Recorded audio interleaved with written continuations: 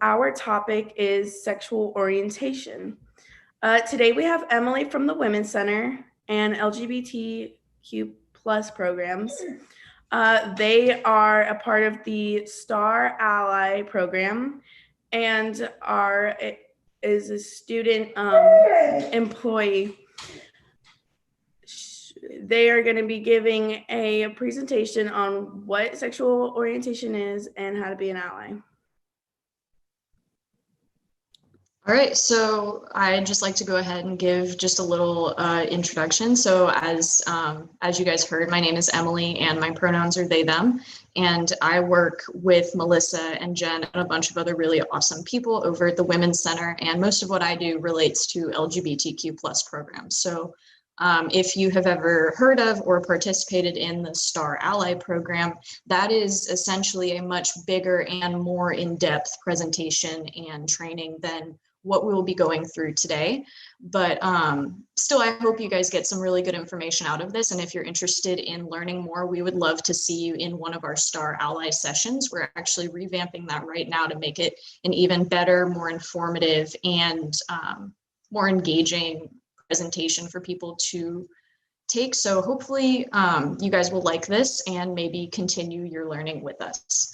But what I'm going to go ahead and do is share my screen so you guys can see the presentation. Bear with me. This is the first time I have ever shared a screen over Zoom. I'm very excited. So let's see.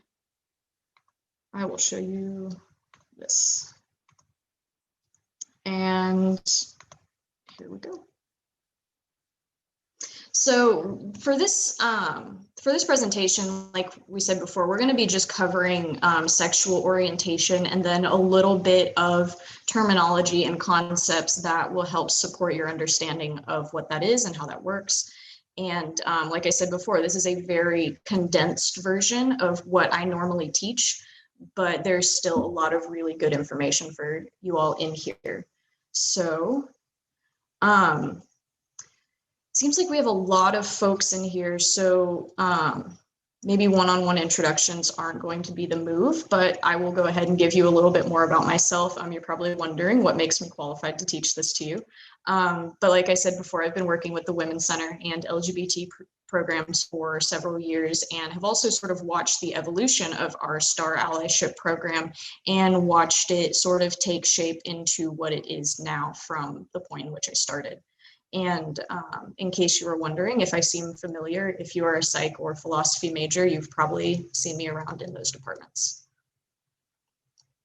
And this is also a little agreement about what we like to keep in mind as we do these sort of programs. I don't want you guys to let me just talk the entire time. I would love questions, feedback, comments, personal anecdotes, whatever you think might enrich our understanding and our discussion of this topic.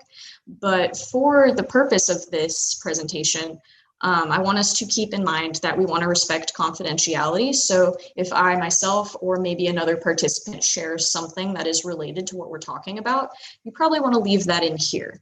They shared it with us in confidence, and so that's where it's going to stay.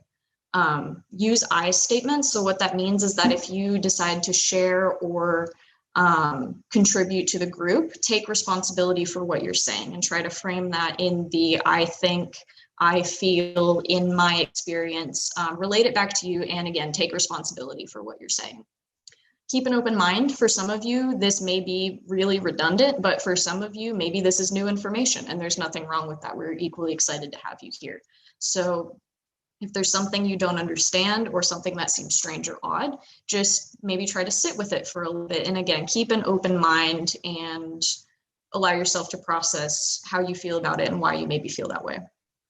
And that sort of goes hand in hand with listening to seek understanding. A lot of times our first instinct when we encounter information that does not fit with our previous worldview, we tend to respond with fear or with anger or with some kind of negative emotion, and that's perfectly natural. But what we want to do is stick with it, despite, maybe wanting to disengage, or maybe if we feel uncomfortable, again, stick with it and understand more. Move up, move back is a little rule that we like to implement with these kind of spaces to remind folks that if you're the kind of person that has a lot to say and you tend to dominate conversations, maybe challenge yourself to take a step back and listen to others.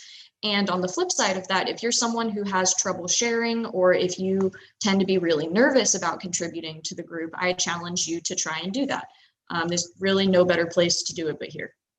And again, ask questions. You are responsible for your learning. So I don't know what you don't know. If something is unclear, if I just straight up do a terrible job of explaining something, please ask questions. Please say, hey, that makes no sense. Please explain that better, and I will. So if all of these things sound good to y'all, could I get either a thumbs up or a thumbs up react if you know how to do that? Awesome. Okay, Jennifer got one. Okay, a bunch of other folks are showing me thumbs up. Awesome. Isabel, I got a real organic thumbs up. Thank you for that. All right. So what our goals today are learning basic terminology, how we can be supportive of these people, how to be aware of Georgia College policies and procedures, and then we'll end with some questions, discussion, and relate it all back together. So to get started, let's talk about what an ally is. So before you even learn about any of the terms that we're going to be talking about, we kind of want to get a base understanding of what it means to be an ally. Is there anybody that just off the top of your head has a quick and easy sort of definition of what an ally is when you think of that word? Just feel free to shout it out.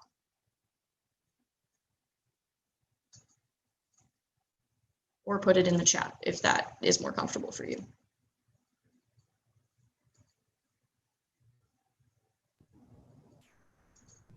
I think an ally is someone that sticks up for other people and is just there for them no matter what. Yeah, so that's a really good, quick, easy example. So you're there for people no matter what. And the no matter what probably comes from the fact that maybe you don't share the exact same experience or identity as the person you are being an ally for, but that's not what matters. What matters is that, again, that you are there for them. All right, and I see someone, all right, an advocate. So yeah, that's another good way to show allyship, advocating for someone. Other ways we like to talk about allyship is to sort of remind people, we have folks come into our Start Ally trainings, or we ask folks to take the training and they say, well, I'm LGBT, why do I need an allyship training? And that's when we like to remind folks that even if you are part of a marginalized community, you should also be looking for ways that you can serve others outside of your own community and within. And another thing I like to remind folks is that, well, you're not probably LGBT and T all at the same time. So there's a lot of intra-community allyship that needs to go on for us to be sort of stable and work well together as a community. All of these different identities come together under shared experiences, but not quite exactly the same. And for those completely outside of the community, I don't know what is going on with my slideshow. There we go. For those of us outside the community, we need to remember that there's a lot we might not understand about what a person who is a part of an underrepresented group goes through. And part of being an allyship is trying to put your personal baggage aside long enough to understand what someone else is going through. We also like to remind folks that you don't just, it's not like going to the DMV where you just get a license and you're done and now you're an ally. We like to remind folks that you get your allyship card back at the end of every day based on what you did that day to be an ally. That doesn't have to be something incredible or grandiose or even dangerous every day. You don't have to be out protesting every day, but something, even something small, even something as small as reaching out and checking in on someone. Those are the kind of things we look for in allyship and in our allies. So moving on from that, we're going to go over a little bit of terminology. And like I said before, this is not the entire shebang of our training. It's going to be condensed down into just sexuality and a little bit of extra information that'll help support that concept. So a diagram we like to show folks sometimes is the gender unicorn, and there are tons and tons of different versions of this. However, this is the one we like to show in the training. And this is a neat little printable diagram that has been floating around the internet for, a very long time, that sort of gives you a little example of how all of these different aspects of one person's identity fit together to create a cohesive person. So starting at the very top, we have gender identity. That is the extent to which you identify as a man, a woman, something else, something in between, or something different altogether. And people have varying levels to which they identify with each, which is why there is space to fill all of that out in any way you choose. Right below that, we have gender expression. So gender expression is what you do to your appearance or how you conduct yourself in behavior that communicates your identity to others. Gender expression can be a lot of different things that also varies by culture, time period, geographic location. But for the purpose of our training here, we're talking about a very white, very Western American culture. So we tend to conceptualize gender expression in terms of the masculine and the feminine.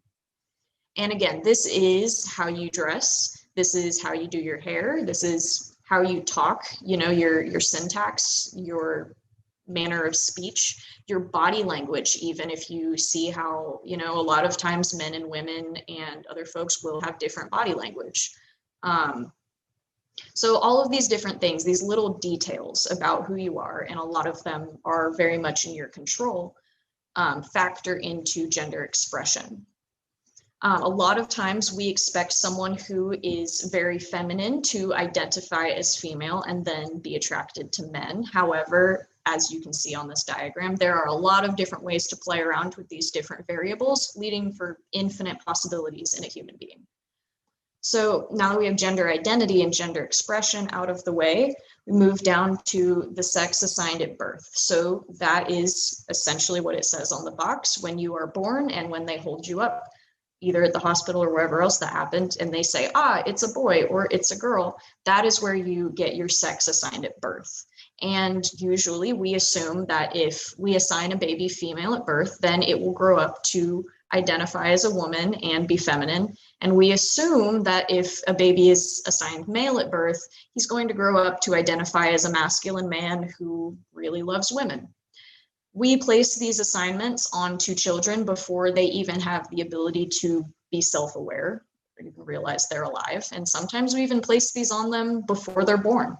So we want to take into consideration how much that sex assigned at birth does dictate a lot about our lives, but it doesn't have to dictate how someone identifies in terms of their gender identity or how they express that. We also have another box right here next to male and female that is titled intersex. So we're not going to go very deep into that, but intersex just means that a person cannot be easily classified as male or female.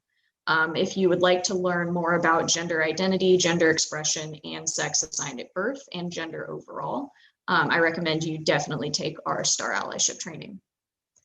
Moving down to what we're actually going to be talking to are things related to sexuality. So who we are attracted to. Some people feel that there is a difference between who they're physically and emotionally attracted to. For a lot of people, those two things are one and the same. How a person sort of conceptualizes their own sexuality is a very personal and very nuanced thing. So we're going to cover gender identity just a little bit because some of these terms are going to be sort of important to inform how someone might identify.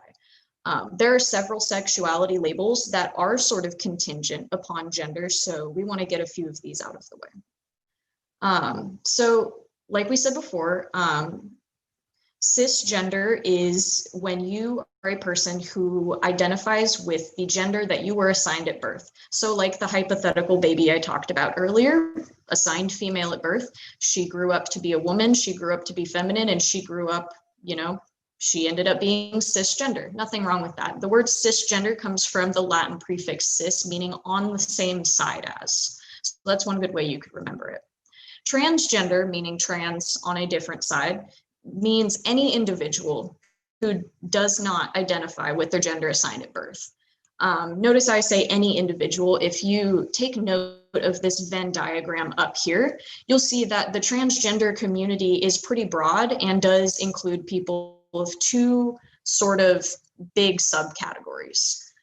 When we're talking about transgender men or transgender women, usually we're talking about people that transitioned what we call within the binary. When we talk about non-binary people, we're talking about people who do not identify with being either a man or a woman, or do so in a very non-traditional capacity.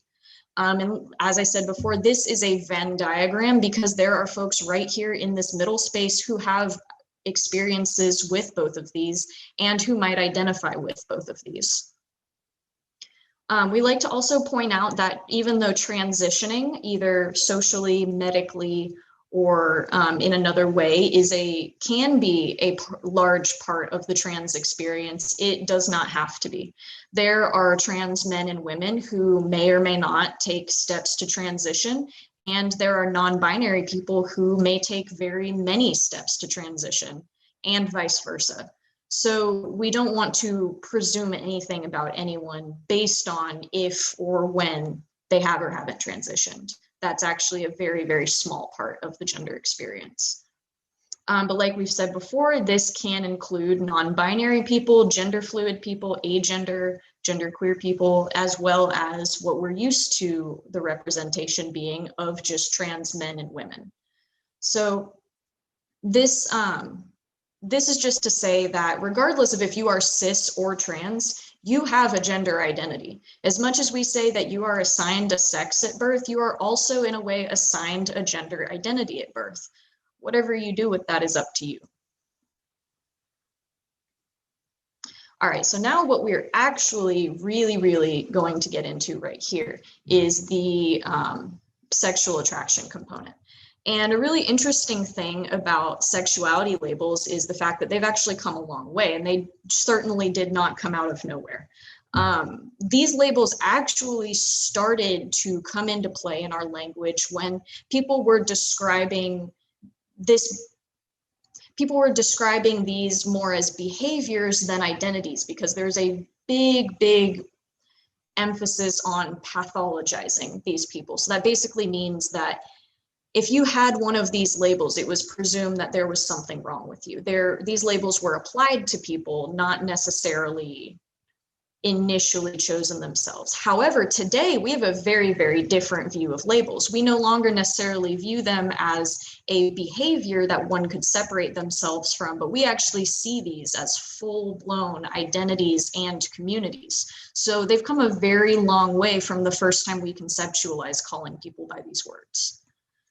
So to go in order, just to give a little explanation for each of them. The term gay was originally used to indicate men who are exclusively attracted to other men. Nowadays, you hear gay being used as a very convenient and quick umbrella term. Lots of people use this either casually or literally as their identity. You also will probably see a lot of women use this word if they prefer it against other terms. But that is one of the older words in our community that originally had a very different meaning. Probably our grandparents and great-grandparents grew up with a very different idea of what this word meant. Moving down, the word lesbian, so that actually comes from the name of a Greek island, the Isle of Lesbos, and it comes from that word because we know of a historical poet named Sappho who wrote lots of poetry about her love for women on this island. So instead of the prior term, which would have been homosexual, which is very pathologized, the community of women who are exclusively attracted to other women adopted the term lesbian. Moving down, bisexual is a word that people use regardless of what their gender. It's not one of the typically gender anchored words to describe being attracted to more than one gender. The definition of this one and also pansexual, people tend to have sort of different personal definitions for these that broadly overlap. But the essential point is that they are attracted to people or have the potential to be attracted to people of multiple genders. There is some misconception that only bisexual or only pansexual people can be attracted to or date trans and non-binary people. That is a huge misconception. Moving on, heterosexual or straight, that's just what we refer to someone when they only like people of the opposite, and I put in quotes, the opposite gender. We include this also because there are straight people in our community. For example, there are pretty large numbers of trans individuals who transitioned within the binary and consider themselves straight men and women. And they're still a very important part of our community. Moving down, we have asexual and aromantic. So this is a spectrum of labels that describes people who do not typically feel sexual, romantic, etc. attraction. Right below that, we have same gender loving, which is a neat term that comes out of the Black gay communities. And the reason this word sort of came up is because some people in these communities felt that words like gay or homosexual, etc., were very, very rooted both in white culture, but also they're sort of medicalized, at least at the time. So same gender loving is a term that was coined by these gay Black Americans to recognize that their experience with being attracted to the same gender might be a little bit different. Fortunately, we don't really see this one around much anymore, but maybe, hopefully it'll make a comeback. Questioning is a word that people just like to use when they are experiencing a state of not really knowing how they want to identify. Maybe they're fluctuating between two labels, or maybe the idea of picking a label is very daunting and seems like it's a lot of commitment. For whatever reason, people might just choose to not identify with a label at all, or to just say that they're questioning.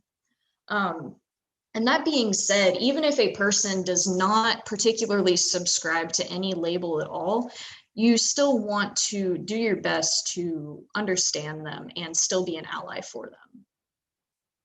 All right, before I move on to the next slide, do we have any questions about these here? All right, 3, 2, 1. I'm going to assume there's no questions. All right, so some basics.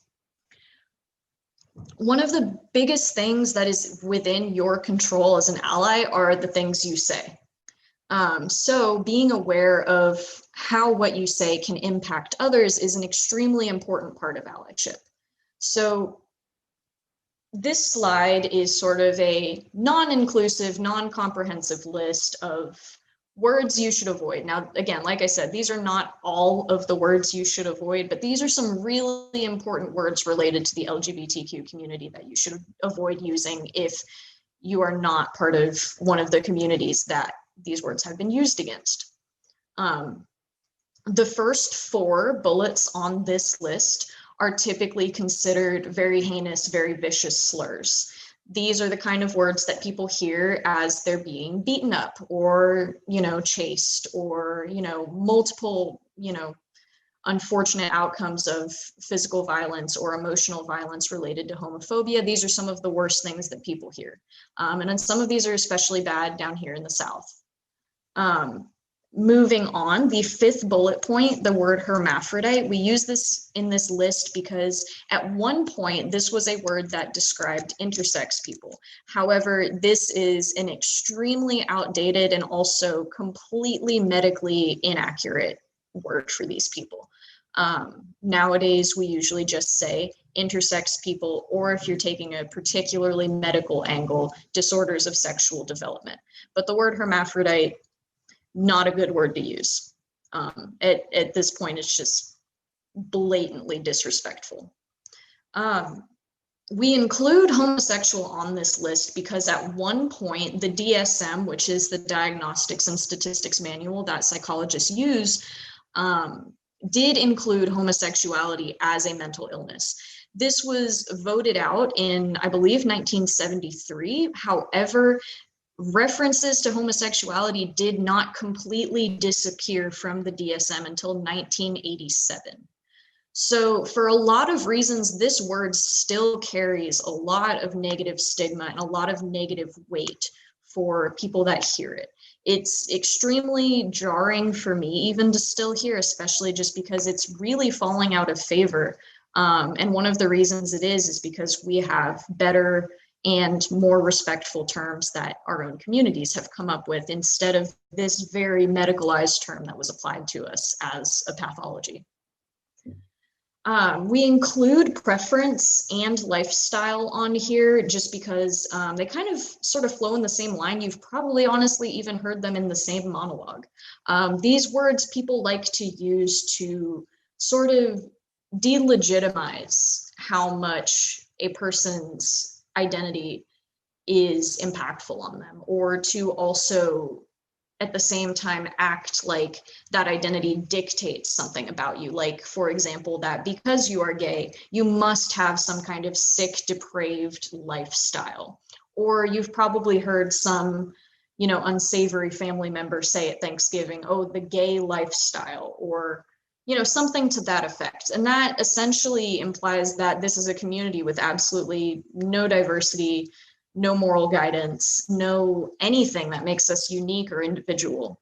And preference also is just a nasty thing to say about someone's identity. You wouldn't say that about anyone else's identity, regardless of if it was their race, their class, anything about them. You wouldn't call that a preference. And there really is no choice involved. We are moving beyond, thankfully, the idea that being gay or being trans is a choice. However, there are still people that firmly believe that. And I'm sure that some of us have encountered those people. Like I said, it is really hard to grow up with these identities in the Bible Belt. So words like preference and lifestyle are things some of us have probably heard a lot and even had thrown at us. The last bit on this list are pre-op and post-op. A lot of people use these terms to talk about the transition status of a trans individual. And one of the issues with this is that, like I said before, not everybody can, has to, or wants to transition. And it's quite disrespectful and delegitimizing to narrow this person's entire experience down to something as menial as a procedure. It also tends to focus the conversation about trans people around their genitalia, which I should not have to say is really invasive, inappropriate, and just not something you would say to anybody else, probably. Literally anybody else. All right, before I move on, does anybody have any questions or comments about these?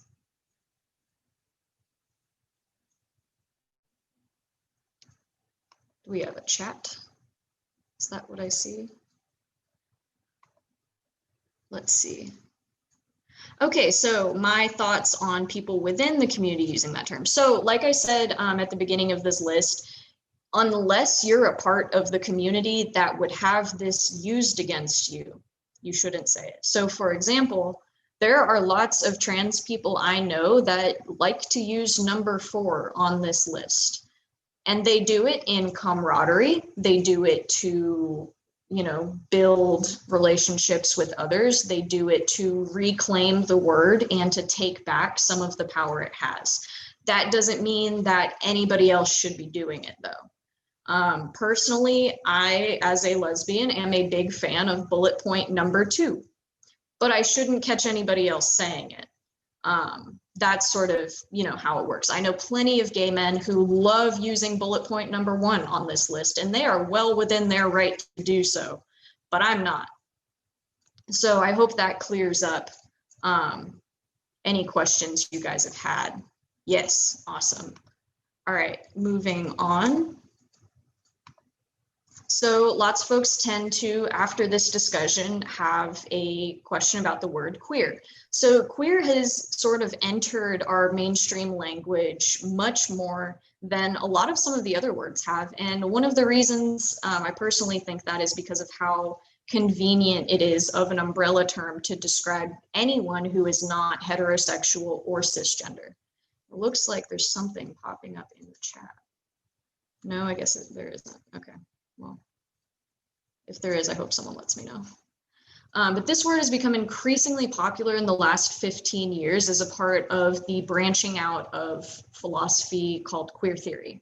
So now you can find queer theory courses being taught at universities. There are journals of queer literature, queer philosophy, queer publications, etc. So it's becoming a very popular word, despite the fact that it was once a slur, just as heinous as the list I just showed you. So what's different? Essentially, this is a word you want to use with caution because it has now become somehow accepted as an umbrella term. People outside the community are feeling a lot more empowered to use it, and they're not necessarily using it in derogatory ways. So what we usually like to caution people with here is to use it with caution. If you are someone who is outside of the community, you probably shouldn't be just saying it. Don't just sprinkle it into your sentences. However, if you say something like, oh, I'm enrolled in Sabrina Hum's queer theory course, that's very in context, very non-offensive, and you'd probably be hard pressed to find someone with a serious issue with you saying that. However, some people might have an issue with you not being in the community if you say things like, oh, the queer community, or queer this, or queer that, then you might run into some issues. And a lot of folks also have taken to using this as their definitive endpoint identity label. So this word has evolved in a very, very different way than a lot of the other words that we just talked about. So now it is an umbrella term, it is a label, it is an adjective to describe a part of academia now. So the best advice I can leave you with is use this word with caution. Again, like I said, not everybody likes this word. Not everybody likes that it has become the go-to umbrella term, even for people outside of the community. And like I said before, we still live in the Bible Belt, and we still live in a place where this is a slur that is alive and well. So we need to remember and be aware of our audience. And also, if someone tells you that this is the label that they prefer to be described as and they want you using it, that's an appropriate time to use it. However, you probably shouldn't just apply it to someone without asking if they're okay with that. Where I come from, this is not a friendly word. However, I know lots of folks here at Georgia College that don't come from places that are nearly as conservative or backwoods as places I'm familiar with. So the word queer has a very, very different connotation for them. One of the things we like to say in the psych department that I also apply to these trainings is that for a lot of these questions, the answer is going to be, it depends. You have to be willing and ready to treat people and their preferences on a case-by-case basis. And that's one of the things you need to be prepared to do with a word like queer. All right, so if there are no questions about that, okay, that's a really good question that we can get back to at the end, Paige. I really like that question. We will get there. So let's move on to what we should say. So I just berated you all and told you that you cannot say any of those things. You're probably wondering, well, God, what can I say? Here we go. So what you want to do is remember that when you're inquiring about someone, either in the hypothetical or in other times when you may not be sure, we want to use terms that don't presume anything about the person we're talking to in terms of their gender, their sexual orientation, or even what they call someone. So using gender inclusive terms when we talk about people, especially people that we're not sure about, such as partner, significant other, parent, sibling, etc. Just try not to be presumptuous about the relationship that someone might have to another person just based on what you know about them or what you think you know about them. So you would also, if you are not necessarily comfortable or as knowledgeable in certain scenarios, it is totally okay to follow the lead of the person talking or the person that seems to know the most.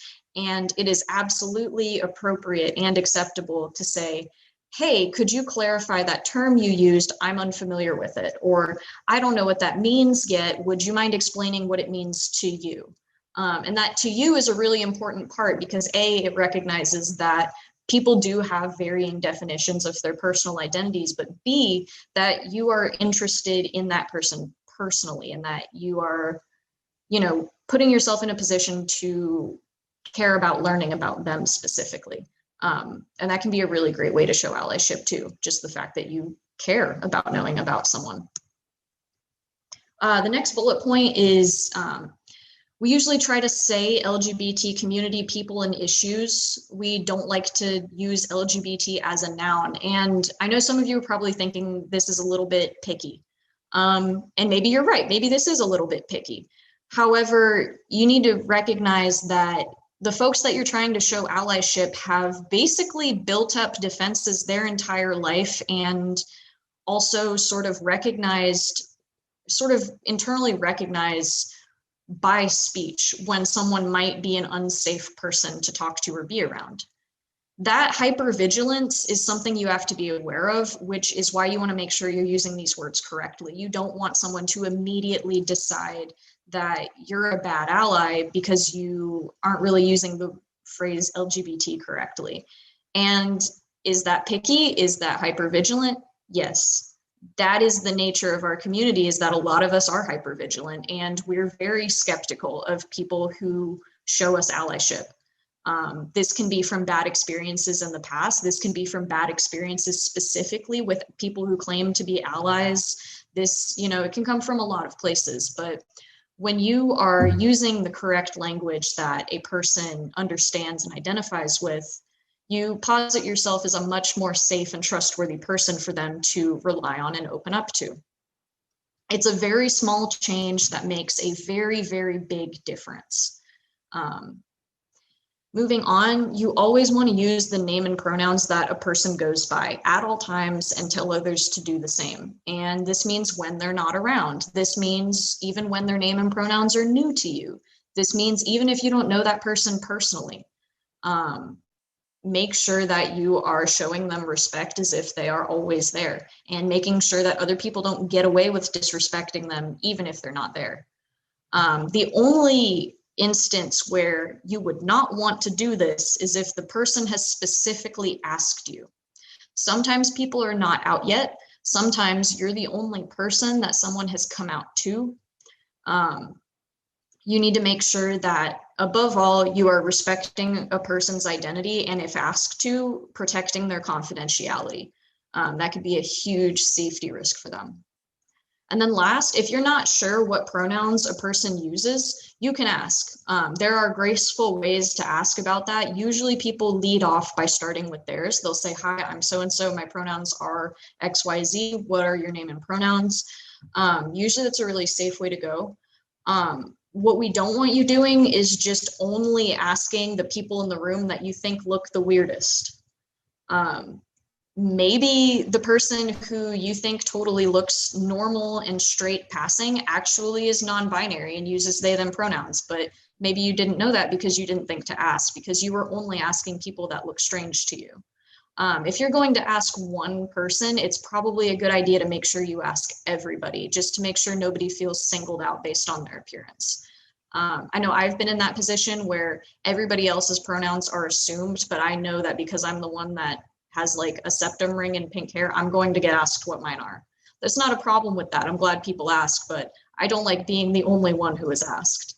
So again, make sure you're not projecting any kind of assumption onto people and treating people differently based on how you perceive them. That sort of goes hand in hand with our term that we just try to avoid being presumptuous. And then moving on, so some of you, or at least I hope if you have made it to college, you know what a pronoun is. A pronoun is a word that refers to something that is being talked about, just not necessarily directly. And gendered pronouns are how we are able to refer to people specifically when we're talking about them without having to repeat their name over and over or without confusing them with others. These are actually a really important part of speech because the way you gender someone is sort of a reflection of how you see them and how you respect them. So you want to be especially careful, especially when learning someone's new pronouns. And it is okay to mess up. It is, but do it gracefully. I've experienced people messing up with me all the time. I don't want someone bursting into tears every time it happens.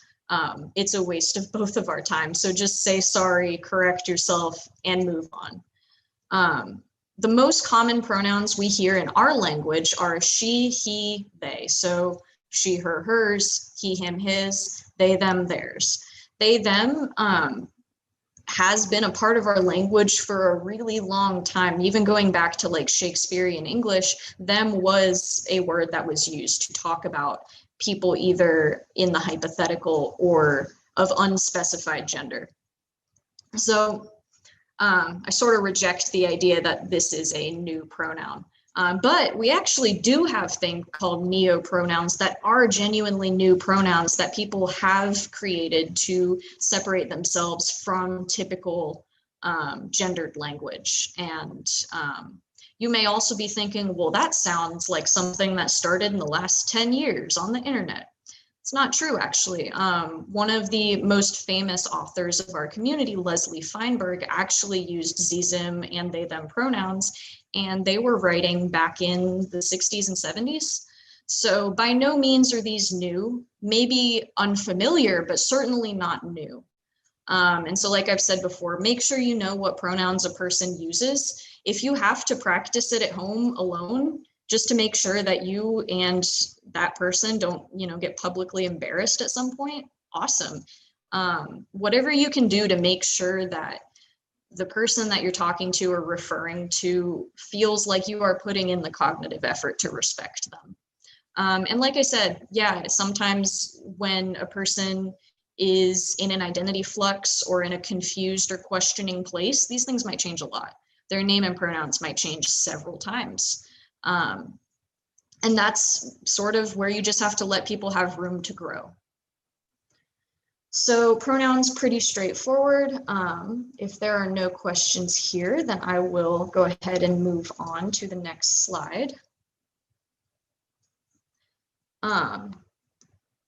So here's sort of how we want to remember that when we show people disrespect, we're not only sort of going by like a really huge double standard, but we're literally causing damage to this person. And if at any point you are, catching yourself feeling like, well, I can say or do whatever I want, that's true.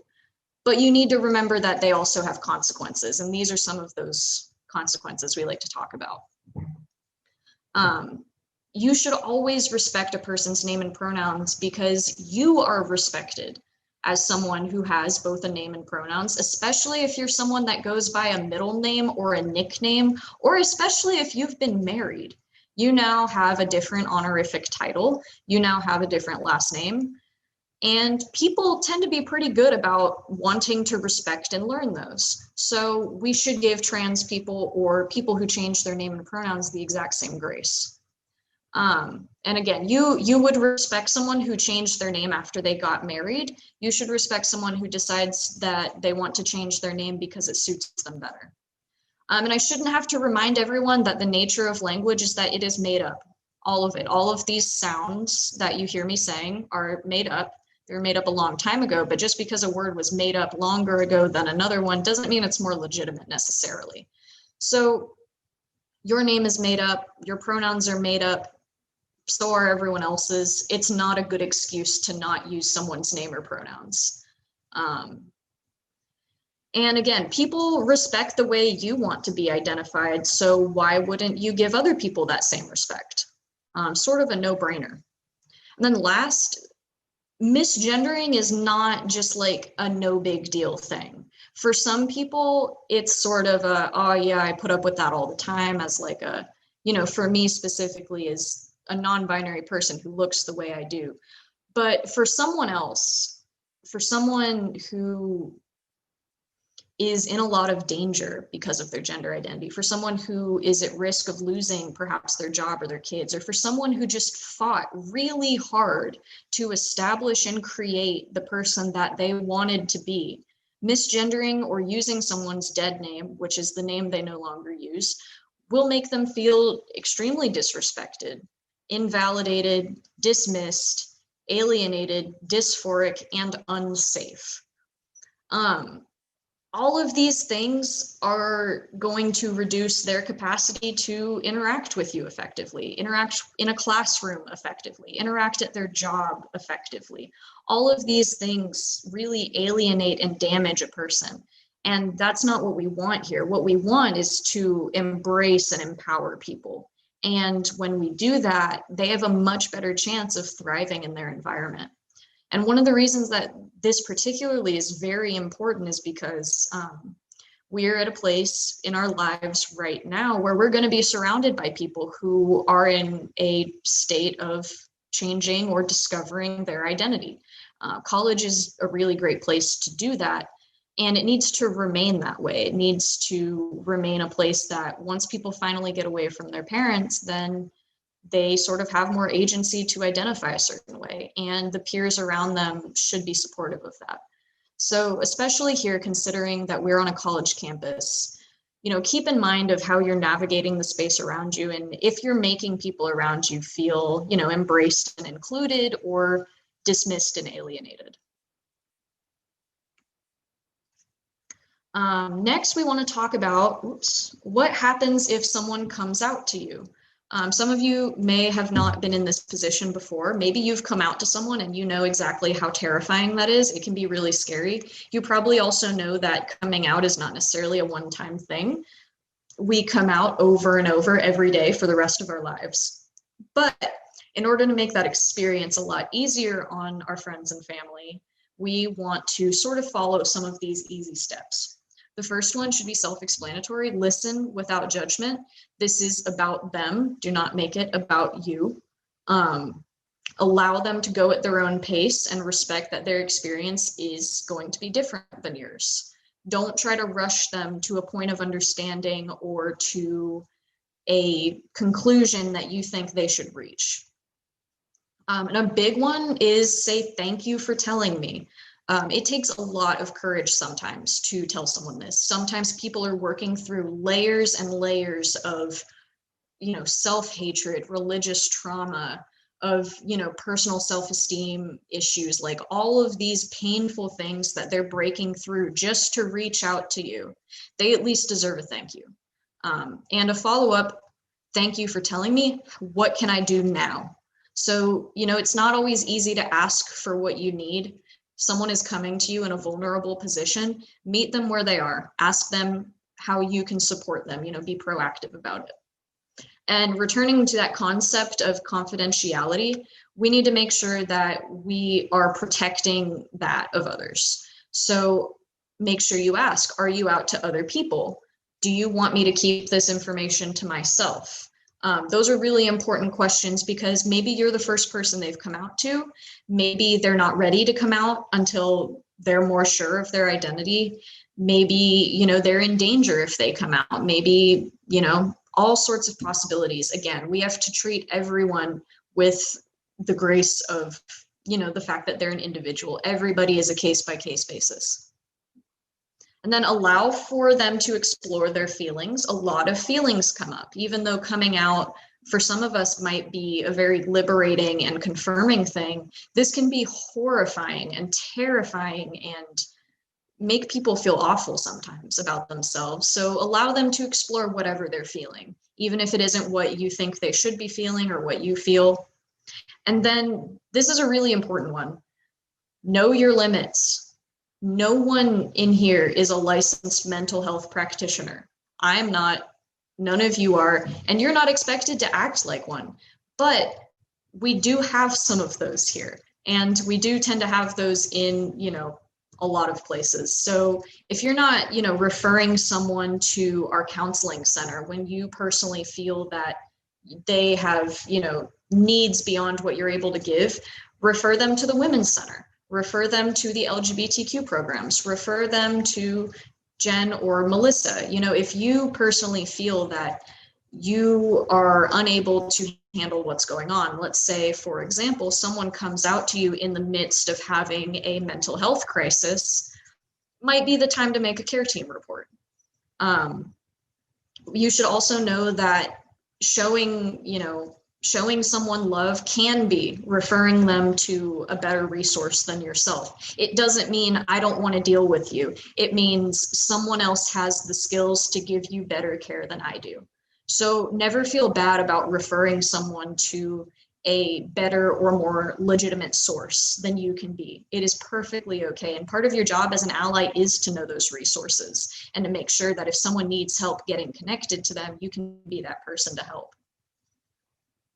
All right, any questions here? Oh, it looks like we got one. Okay, cool. So we need to hurry up a little bit. I can do that. So here are some of those resources I just mentioned.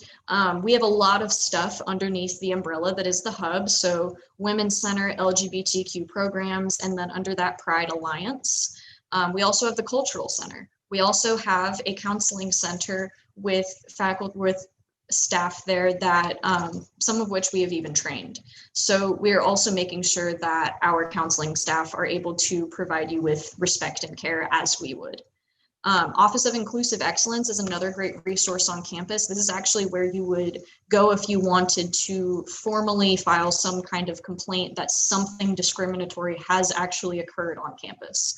So if you really want to move up the bureaucratic chain of events, that's where you would want to go. And then Human Resources, another good resource on campus, literally. They're making sure that our faculty and staff here, including our students, our student workers, are being taken care of and treated fairly. All right, so these are some of our, very quickly, some of our policies and things that our campus does that makes it a safer place for our LGBTQ students. So we do have a non-discrimination employment statement. So if you are aware of that, we do have some fabulous and incredible queer faculty and staff on this campus that I am extremely grateful for. We have the presence of more than 10 unisex restrooms on campus, and we have a commitment to include more of those moving forward with every new building that we build or renovate. We have a very collaborative and supportive housing department, so we have been able to house trans and non-binary students with roommates that are safe and affirming and welcoming to them. And we also have an option for folks to change their names on their Bobcat card, email address, etc., anything that other students might see. So we make sure that we're not outing our students just by virtue of them owning a Bobcat card. And then last, we actually now have faculty and staff health insurance policies that cover surgeries related to transition for faculty and staff. And if you've been keeping up with any of the policy about this, this was a very recent win, which actually started over at UGA. So if you want to look more into that, there's actually a Queer Eye episode about the man who helped push this along. And then last, so this is where I can take any questions or comments that you all have. I want to thank you so much first for just letting me give you guys this presentation and talk about things I care a lot about. And I know we had a question up here somewhere that I wanted to address. So Paige asked, what is my personal preference on how to correct people using certain language when they shouldn't? And that's a really good question. And that's also one of those questions where I have to say it depends. It depends on the situation. It depends on how safe you feel in that situation. Are we talking about like you're downtown and someone's yelling slurs in a drunken rage? Or are we talking about how do you go to a professor's office hours and say, hey, you use some discriminatory language in class? So it kind of depends on the situation and how comfortable you are broaching that situation. But in a general, what I would say non-hostile encounter, I would just say, you know, not in front of anybody. I would make sure that you don't give them any reason to be defensive. Don't publicly embarrass them. Don't go at it like you're on a high horse and like you're smarter than them. I would just say something really non-confrontational, perhaps like, hey, I don't know if you were aware, but that word you just used is, you know, really discriminatory or really outdated or etc. And sometimes you might get resistance because people's natural tendency sometimes is to be defensive. Sometimes you can even go with, oh, hey, I expected better from you than that, even if it escalates to that point. So my go-to with that, if it's not a hostile situation, I try to educate and I try to make sure I'm not like putting them down. Like, don't put someone down for no reason. You know, it's a very different situation if they're intentionally using those words. But if it's just like, you know, something slipped out, or maybe that person doesn't know that, you know, maybe hermaphrodite is an outdated term, you can just explain that in a calm way. Like I said, not make a spectacle about it, you know, just have a conversation with them. And I really hope that sort of answers that question. Sorry, another question popped up. Yeah, and you're welcome. I hope that is a good answer. But again, as we say in the psych department, it depends. So this question, how much discrimination does the LGBTQ plus community experience in Milledgeville compared to other areas of Georgia? It depends. There are a lot of other things that actually really impact how an LGBTQ plus, et cetera, person might fare in their particular place. I don't think we actually have real solid data on the state of the Milledgeville / Baldwin County LGBTQ plus community. And one of the reasons for that is probably because we're in a resource desert. Middle Georgia, aside from, you know, public campuses, does not have a lot of LGBTQ resources. So in that sense, they're not doing very well. We also know that Milledgeville is a place with a very, very high rate of poverty, and LGBT folks also disproportionately experience high rates of poverty. So I would say they're probably not doing terrible, but I wouldn't say it's going to be that much worse than anywhere else. But again, we don't have data. And personally, so a follow-up, do we think Milledgeville is more or less accepting than a city in Metro Atlanta? I know a lot of folks from Metro Atlanta, and they, you know, what they tell me is that they grew up in fairly accepting places. I have very limited experience talking with the actual LGBT community of Milledgeville outside of the campus. All right, thank you for participating at Erica in the chat. Thank you for letting us know you're heading out. You're all good. There was one point where I was working in downtown Milledgeville, and there was a high school student who was LGBT that came in, and it didn't seem like that they came from a very accepting place locally. So from what I have heard, this is without data, I'm sure people are doing a little bit better in Atlanta than they are in Milledgeville. So does anybody else have any questions or comments? I know I'm running just a little bit over. But again, thank you for bearing with me, and thank you so much for your attention and your patience thus far. Any more questions or concerns?